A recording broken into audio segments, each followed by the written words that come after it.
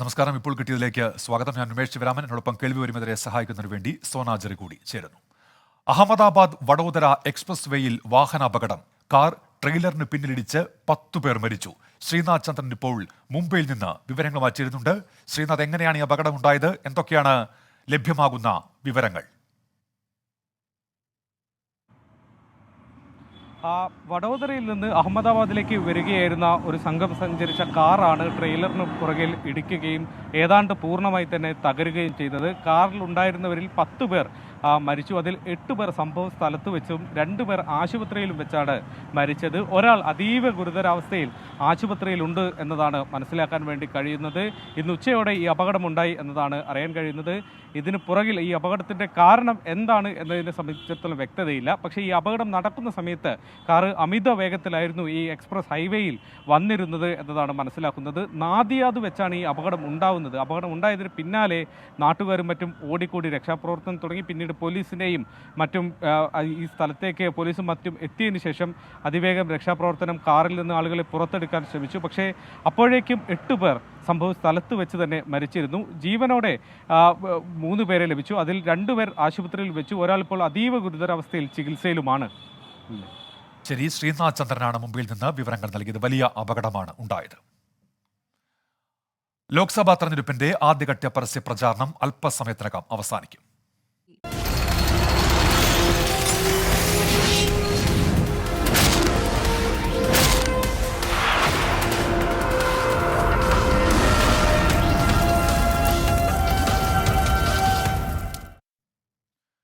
ലോക്സഭാ തെരഞ്ഞെടുപ്പിന്റെ ഒന്നാംഘട്ട പരസ്യ പ്രചാരണം അല്പസമയത്തിനകം അവസാനിക്കും. 17 സംസ്ഥാനങ്ങളിലും 4 കേന്ദ്രഭരണ പ്രദേശങ്ങളിലുമായി 102 മണ്ഡലങ്ങൾ മറ്റന്നാൾ വിധിയെഴുതും. 1625 സ്ഥാനാർത്ഥികളാണ് ജനവിധി തേടുന്നത്. തമിഴ്നാട്ടിലെ മുഴുവൻ മണ്ഡലങ്ങളിലും ആദ്യഘട്ടത്തിലാണ് വോട്ടെടുപ്പ്. അവസാന ലാപ്പിൽ ദേശീയ നേതാക്കളെ മുഴുവൻ രംഗത്ത് ഇറക്കി പ്രചാരണം കൊഴുപ്പിക്കുകയാണ് മുന്നണികൾ.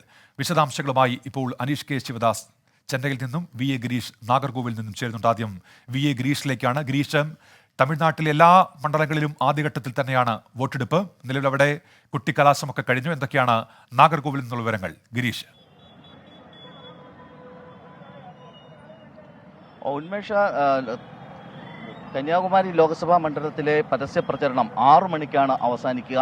ഇപ്പോൾ നാഗർകോവിലിൽ ഇന്ത്യ സഖ്യം സ്ഥാനാർത്ഥിയുടെ റോഡ് ഷോ നടക്കുകയാണ്. വിജയ് വസന്തം അതോടൊപ്പം തന്നെ നേതാക്കന്മാരുമെല്ലാം തന്നെ നാഗർകോവിലെത്തി ഇവിടെ വെച്ച് പ്രവർത്തകരെ അഭിസംബോധന ചെയ്യുകയും ഇതിനുശേഷം ബൈക്ക് റാലികളിലായി ഇപ്പോൾ നാഗർകോവിലേക്ക് പുറപ്പെട്ടു കഴിഞ്ഞിരിക്കുന്നു. നാഗർകോവിൽ ജംഗ്ഷനിൽ നിന്നും അവർ പുറപ്പെട്ടു. ഇതിനുശേഷം 6 മണിയോടുകൂടി എവിടെ എത്തുമ്പോഴാണോ 6 മണിയാകുന്നത് ആ പ്രദേശത്ത് ഈ റോഡ് ഷോ അവസാനിപ്പിക്കുക എന്നുള്ളൊരു ക്രമീകരണമാണ് ഏർപ്പെടുത്തിയിരിക്കുന്നത്. നാഗർകോവിൽ ഇന്ദിരാഗാന്ധിയുടെ പ്രതിമയിൽ മാലയിട്ടുകൊണ്ടാണ് അദ്ദേഹം തന്റെ നാഗർകോവിലിൽ നിന്നുള്ള റോഡ് ഷോ ആരംഭിച്ചത്. അതോടൊപ്പം BJP സ്ഥാനാർത്ഥി പൊൻ രാധാകൃഷ്ണനും കന്യാകുമാരിയിൽ നിന്നും പ്രവർത്തകരെ കാണുന്നതിനും അഭിവാദ്യം ചെയ്യുന്നതിനുമായി അദ്ദേഹവും എത്തുന്നുണ്ട്. ഏതായാലും ശക്തമായൊരു പ്രചരണമാണ് ഇവിടെ കന്യാകുമാരി ലോക്സഭാ മണ്ഡലത്തിൽ കഴിഞ്ഞ കുറേ ദിവസങ്ങളായി നടക്കുന്നത്. ദേശീയ പാർട്ടികൾ ഏറ്റവും കൂടുതൽ പ്രതീക്ഷ അർപ്പിക്കുന്ന മണ്ഡലം എന്നുള്ള തരത്തിൽ കോൺഗ്രസും BJPയും തമ്മിൽ ശക്തമായ ഒരു പോരാട്ടത്തിനാണ് കഴിഞ്ഞ കുറച്ച് ദിവസങ്ങളായി കന്യാകുമാരി സാക്ഷ്യം വഹിക്കുന്നത്.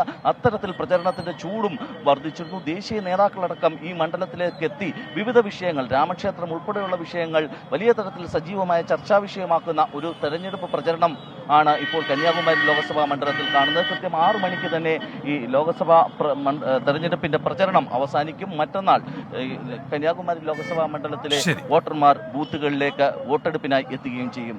VA ഗിരീഷാണ് നാഗർകോവിൽ നിന്ന് വിവരങ്ങൾ നൽകിയത്. അനീഷ് കെ ശിവദാസ് കൂടി ചേർന്നുണ്ട് ചെന്നൈയിൽ നിന്ന്. അനീഷ്, എന്തൊക്കെയാണ് അവിടുത്തെ കാഴ്ചകൾ?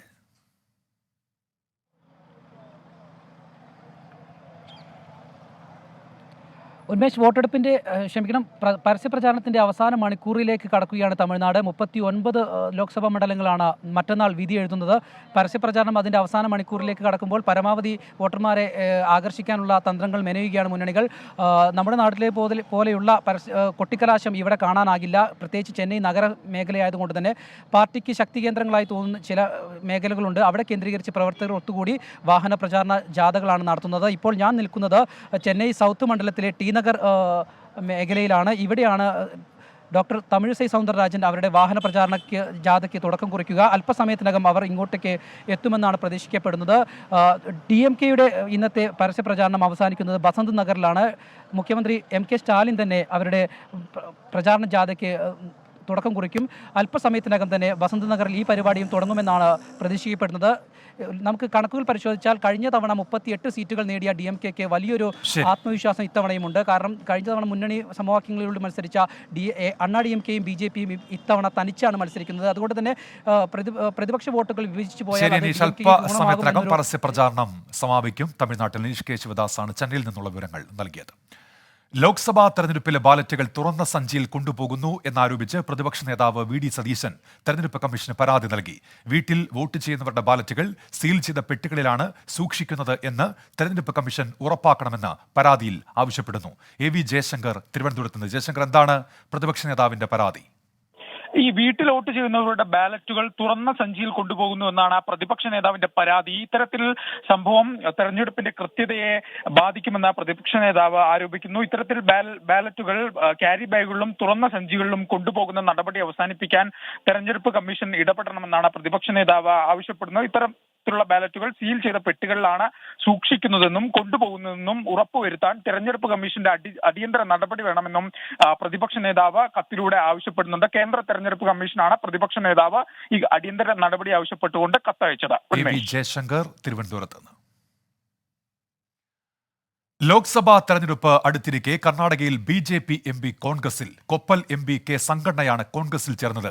കൊപ്പൽ മണ്ഡലത്തിൽ സീറ്റ് നൽകാത്തതാണ് രാജിക്ക് കാരണം. കർണാടക ഉപമുഖ്യമന്ത്രി DK ശിവകുമാറിന്റെ സാന്നിധ്യത്തിൽ അംഗത്വം സ്വീകരിച്ചു. അരുൺ പൂപ്പറമ്പയുണ്ട് ബംഗളൂരുവിൽ നിന്ന്. അരുൺ, വിവരങ്ങൾ.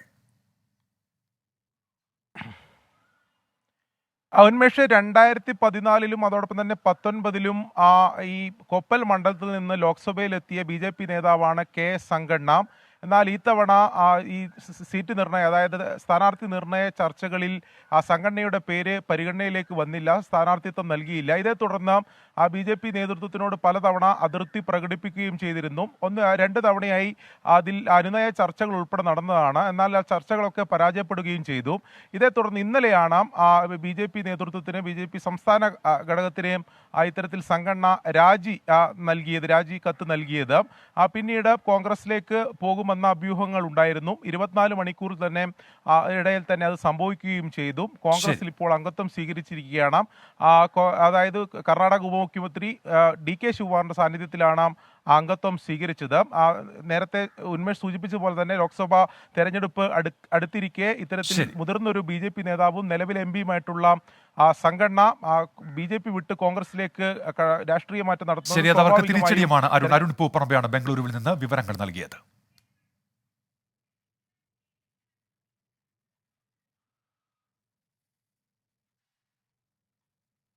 കേരള സർവകലാശാല എംപ്ലോയീസ് യൂണിയന്റെ പരിപാടിയിൽ ജോൺ ബ്രിട്ടാസ് MP പ്രഭാഷണം നടത്തിയതിൽ തെരഞ്ഞെടുപ്പ് കമ്മീഷൻ വിശദീകരണം തേടി. കേരള യൂണിവേഴ്സിറ്റി രജിസ്ട്രാറോട് വിശദീകരണം തേടുകയായിരുന്നു. BJPയുടെ പരാതിയിലാണ് നടപടി. MG പ്രതീഷുണ്ട് തിരുവനന്തപുരത്ത് നിന്ന്. പ്രതീഷ്, വിവരങ്ങൾ. ഉന്മേഷ്, വൈസ് ചാൻസലറുടെ വിയോജിപ്പ് മറികടന്നുകൊണ്ടാണ് ഇന്ന് ഉച്ചയ്ക്ക് നടന്ന പരിപാടിയിൽ ജോൺ ബ്രിട്ടാസ് MP പങ്കെടുത്തത്. ഈ പരിപാടിക്കെതിരെ BJP പരാതി നൽകിയിരുന്നു തെരഞ്ഞെടുപ്പ് കമ്മീഷന്. ഈ പരാതിയുടെ അടിസ്ഥാനത്തിലാണ് ഇപ്പോൾ തെരഞ്ഞെടുപ്പ് കമ്മീഷൻ കേരള സർവകലാശാല രജിസ്ട്രാറോട് വിശദീകരണം ചോദിച്ചിരിക്കുന്നത്.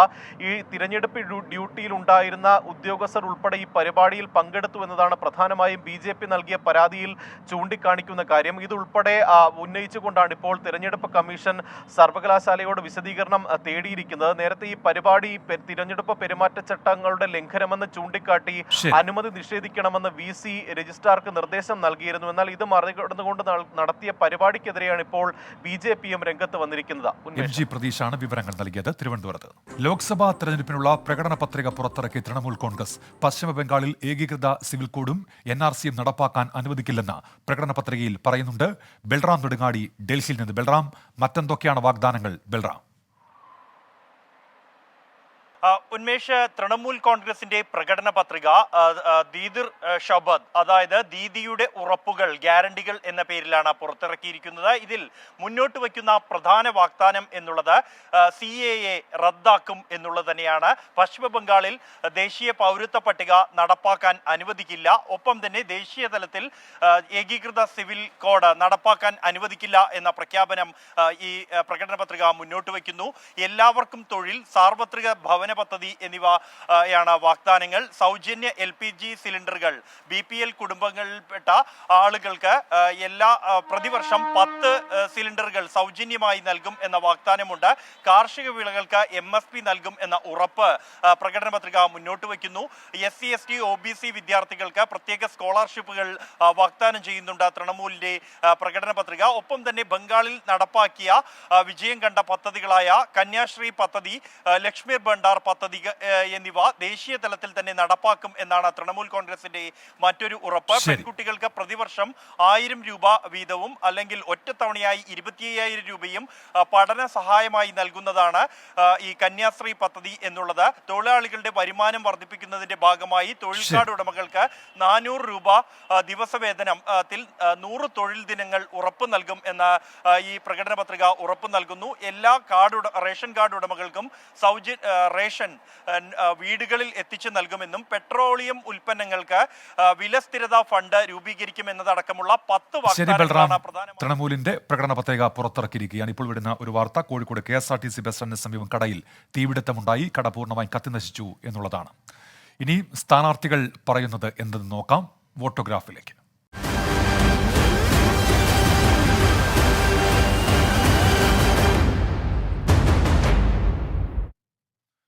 പൊന്നാനി ലോക്സഭാ മണ്ഡലത്തിൽ തീരദേശ റെയിൽവേ മേഖലയുടെ സമഗ്ര വികസന സങ്കല്പമാണ് UDF സ്ഥാനാർത്ഥി MV അബ്ദുസമദ് സമദാനിക്കും LDF സ്ഥാനാർത്ഥി KS ഹംസയ്ക്കുമുള്ളത്. എന്നാൽ പൊന്നാനി പോർട്ട് ഉൾപ്പെടുത്തിയുള്ള ടൂറിസം പദ്ധതികളും ആയുർവേദ സാധ്യതകൾ കൂടി പരിഗണിച്ചുള്ള പദ്ധതികളും ആസൂത്രണം ചെയ്യും എന്നാണ് NDA സ്ഥാനാർത്ഥി നിവേദിത സുബ്രഹ്മണ്യൻ പറയുന്നത്. പൊന്നാനി പൂർണ്ണ തോതിൽ സജ്ജമായി കഴിഞ്ഞു. ഇടത് ക്യാമ്പുകൾ സടകുടഞ്ഞെഴുന്നേറ്റ് മുമ്പേ തയ്യാറായി കഴിഞ്ഞു. ഒന്നുകൂടി ഒരു പുത്തൻ ഉണർവ് ഇടത് ക്യാമ്പുകളിൽ ദൃശ്യമായിട്ടുണ്ട്. ഒരു മണ്ഡലം തിരിച്ചു പിടിക്കുന്ന ആവേശത്തിര ഏത് മേഖലകളിലും നഗരങ്ങളിലും ഗ്രാമാന്തരങ്ങളിലൊക്കെ നമുക്ക് ദൃശ്യമാണ്. പൊന്നാനിയിലാണല്ലോ ആകെ വികസനമുള്ള പാർലമെന്റ് കേന്ദ്ര ഗവൺമെന്റിന്റെ ഒരു വികസന പ്രവർത്തനവും കാര്യമായി എത്താത്ത, അതിനെക്കുറിച്ച് അജ്ഞരാണ് ഇപ്പോൾ പൊന്നാനിക്കാർക്ക് അതിനെക്കുറിച്ച് എന്തെന്നറിയില്ല. 1-2 സ്ഥലത്ത് ഇപ്പോൾ ഈ അടുത്ത കാലത്തായി കേരള അസംബ്ലിയിലേക്ക് ജയിച്ചു കയറിയപ്പോൾ രാഷ്ട്രീയത്തിന് ഇങ്ങനെ ഒരു വികസന മുഖമുണ്ടോ എന്നുകൂടി ഇപ്പോഴാണ് അറിയാൻ കഴിഞ്ഞത്. താനൂരൊക്കെ പോയി നോക്കിയാൽ നിങ്ങൾക്ക് അറിയാമത്. അങ്ങനെ തൃത്താലയിലൊക്കെ കാണാൻ തുടങ്ങിയത് ഇപ്പോഴാണ് അറിയാൻ കഴിഞ്ഞത്. ഗുരുവായൂർ കുറ്റിപ്പുറം പറഞ്ഞല്ലോ, അവിടെ കിടക്കുകയല്ലേ, എന്തെല്ലാം ചെയ്തിട്ടുണ്ടായിരുന്നു. ഇപ്പം നഞ്ചങ്കോടിൽ നിന്ന് നിലമ്പൂരിലേക്ക് ഒരു റെയിൽപാത സുസാധ്യമാകും. അങ്ങനെ വന്നാൽ ആ റെയിൽപാത കണക്ട് ചെയ്ത് അങ്ങാടിപ്പുറത്തുനിന്ന് കുറ്റിപ്പുറത്തേക്കും അത് കണക്ട് ചെയ്യാം. അത് വന്നാൽ നേരെ കുറ്റിപ്പുറം ഗുരുവായൂർ ലൈനിൽ ഇപ്പോൾ പ്രപ്പോസൽ ഉള്ളതുമാണ്. ചെറിയൊരു കോർഡിനേഷനേ വേണ്ടുള്ളൂ. അങ്ങനെ വന്നിട്ടുണ്ടെങ്കിൽ തെക്കോട്ട് പോകുന്ന ആളുകൾക്ക് 10-40 കിലോമീറ്റർ ലാഭം കിട്ടുക. പൊന്നാനി മണ്ഡലത്തെക്കുറിച്ചുള്ള വികസന സങ്കല്പങ്ങൾ ഞാൻ മീറ്റ് മനസ്സ് മലപ്പുറത്ത് നടന്നപ്പോഴും പറഞ്ഞിരുന്നു. ഇനിയും കൂടുതൽ അതിനെപ്പറ്റി ഒരു രേഖ നമ്മൾ തയ്യാറാക്കുന്നുണ്ട്. അപ്പോൾ അതെന്താണെന്ന് വെച്ചാൽ, നമുക്ക് ഇന്ന ഒരു വിഷയമെന്ന് പറയുന്നതിനേക്കാൾ ഒരു സർവ്വതോന്മുഖമായിട്ടുള്ള, ഇപ്പോൾ ഉദാഹരണമായിട്ട് തീരപ്രദേശമാണ്, തീരപ്രദേശത്തിന് പറ്റിയതായിട്ടുള്ള വികസന പദ്ധതികൾ കൊണ്ടുവരണം. പിന്നെ ഇവിടുത്തെ വിദ്യാഭ്യാസപരമായത് നോക്കണം. ഇപ്പോൾ ഉദാഹരണമായിട്ട് ഒരു സെൻട്രൽ സ്കൂള്, ഒരു സെൻട്രൽ സ്കൂൾ വേണം മലപ്പുറം ജില്ലയിൽ. രണ്ടാമതൊന്ന് വേണ്ടത് സ്വാഭാവികമായിട്ടും പൊന്നാനി ലോക്സഭാ മണ്ഡലത്തിലാണ് വേണ്ടത്. റെയിൽവേ ഉണ്ട്. ഇങ്ങനെയുള്ള വിവിധങ്ങളായിട്ടുള്ള വിഷയങ്ങളുണ്ട്. അതിൽ ചില വിഷയങ്ങൾ ഞാൻ നേരത്തെ മലപ്പുറത്തെ ലോക്സഭാ അംഗമായിരുന്ന കാലത്ത് തന്നെ ഉന്നയിച്ചിട്ടുള്ളതാണ്. ജനങ്ങൾ ആവേശത്തിലാണ്. കാരണം മോദിയുടെ ഗ്യാരണ്ടി എത്രത്തോളം ശക്തവും വ്യക്തവുമാണ് എന്നുള്ളത് അദ്ദേഹത്തിൻ്റെ വാക്കുകളിലൂടെ എല്ലാവർക്കും മനസ്സിലായിട്ടുണ്ട്. പ്രത്യേകിച്ച് സാധാരണക്കാരുടെ വിഷയങ്ങൾ കൃത്യമായിട്ട് മനസ്സിലാക്കി അതിന് പരിഹാരം കണ്ടുകൊണ്ട് തന്നെയാണ് കഴിഞ്ഞ കാലങ്ങളിൽ നരേന്ദ്രമോദി സർക്കാർ മുന്നോട്ട് പോയത്. അതുകൊണ്ട് അദ്ദേഹത്തിനെ കാണുകയും അദ്ദേഹത്തിൻ്റെ വാക്കുകൾ കേൾക്കുകയും ഇന്ന് ലോകത്തിലെ എല്ലാവരുടെയും ഒരു ആഗ്രഹമുള്ള കാര്യമാണ്. തീർച്ചയായിട്ടും അതിന് വീണ്ടും ഒരു അവസരം കിട്ടിയതിൽ എല്ലാവരും സന്തുഷ്ടരാണ്. ഇപ്പോൾ കിട്ടിയതിലേക്ക് വീണ്ടും. കോഴിക്കോട് KSRTC ബസ് സ്റ്റാൻഡിന് സമീപത്തെ കടയിൽ തീപിടുത്തം. സ്റ്റേഷനറി കട പൂർണ്ണമായും കത്തിനശിച്ചു. ഷോർട്ട് സർക്യൂട്ടാണ് അപകട കാരണം. രാഹുൽ സുരേഷ് ഉണ്ട് കോഴിക്കോട് നിന്ന്. രാഹുൽ, വിവരങ്ങൾ. ഉന്മേഷ് 4:30 കൂടിയാണ് സംഭവം നടക്കുന്നത്. KSRTC ബസ് സ്റ്റാൻഡിന് സമീപമുള്ള സ്റ്റേഷനറി കടയ്ക്കാണ് തീപിടുത്തം ഉണ്ടായിട്ടുള്ളത്. നമുക്ക് ദൃശ്യങ്ങളിലേക്ക് പോവുകയാണെങ്കിൽ അല്പം തീ പൂർണ്ണമായും അടച്ചിട്ടുണ്ട്. 3 ഫയർഫോഴ്സ് യൂണിറ്റുകൾ എത്തിയാണ് തീ പൂർണ്ണമായും അടച്ചിട്ടുള്ളത്. നമുക്ക് പ്രാഥമികമായി നമുക്ക് ലഭിക്കുന്ന വിവരം അനുസരിച്ച് ഇതൊരു സ്റ്റേഷനറി കടയാണ്. ഇതിനുള്ളിലുള്ള ഫ്രിഡ്ജിൽ നിന്നുമുണ്ടായ ഷോർട്ട് സർക്യൂട്ടാണ് തീപിടുത്തത്തിന് കാരണമെന്നാണ് ഫയർഫോഴ്സും പോലീസും ഈ ഘട്ടത്തിൽ വ്യക്തമാക്കുന്നത്. സ്റ്റേഷനറി കട പൂർണ്ണമായും കത്തി നശിച്ചിട്ടുണ്ട്. ഈ സാധനങ്ങളെല്ലാം തന്നെ പുറത്തേക്ക് എടുത്തിട്ടേക്കുന്ന ദൃശ്യങ്ങൾ കൂടിയാണ് കാണുന്നത്. ഇതിന് തൊട്ടടുത്തായി മറ്റൊരു ബുക്ക് സ്റ്റോൾ കൂടിയുണ്ട്. പക്ഷെ അവിടേക്ക് തീ പടരുന്നതിന് മുമ്പ് തന്നെ ഫയർഫോഴ്സ് എത്തി തീ അണച്ചു. അതുകൊണ്ട് വലിയൊരു അപകടം ഒഴിവായി എന്ന് തന്നെ പറയാം. ലക്ഷങ്ങളുടെ നാശനഷ്ടം ഉണ്ടായി എന്നാണ് കടയിലെ ജീവനക്കാർ ഉൾപ്പെടെ വ്യക്തമാക്കുന്നത്. എന്താണെങ്കിലും ഫയർഫോഴ്സ് കൃത്യസമയത്ത് എത്തതിനാൽ വലിയ അപകടങ്ങൾ ഉണ്ടാകാതെ കാര്യങ്ങൾ നിയന്ത്രണ വിധേയമായി. ശരി, രാഹുൽ സുരേഷാണ് കോഴിക്കോട് നിന്ന് വിവരങ്ങൾ നൽകിയത്. മഴ മാറിയെങ്കിലും വെള്ളക്കെട്ട് ഒഴിയാതെ UAE. ദുബായ് വിമാനത്താവളത്തിന്റെ പ്രവർത്തനം തടസ്സപ്പെട്ടു. ഇന്ത്യയിൽ നിന്നുൾപ്പെടെയുള്ള നിരവധി വിമാനങ്ങൾ റദ്ദാക്കി. ദുബായ് മെട്രോ സർവീസ് തടസ്സപ്പെട്ടു. അരുൺ പാറാട്ടുണ്ട് ഇപ്പോൾ ദുബായിൽ നിന്ന്. അരുൺ, മഴ ശമിച്ചു കഴിഞ്ഞല്ലോ, ഈ വെള്ളക്കെട്ടാണ് ഇപ്പോഴത്തെ പ്രധാന പ്രതിസന്ധി. അരുൺ, തീർച്ചയായും ഉന്മേഷ് 75 വർഷത്തിനിടെ ഉണ്ടായ റെക്കോർഡ് മഴയാണ് UAE ഉണ്ടായത്. ജനജീവിതം താറുമാറാകുന്ന ഒരു സാഹചര്യമാണ് ഉണ്ടായിരുന്നത്. എന്നാൽ ഇപ്പോൾ മഴ മാറി നിൽക്കുന്ന ഒരു സാഹചര്യമാണുള്ളത്.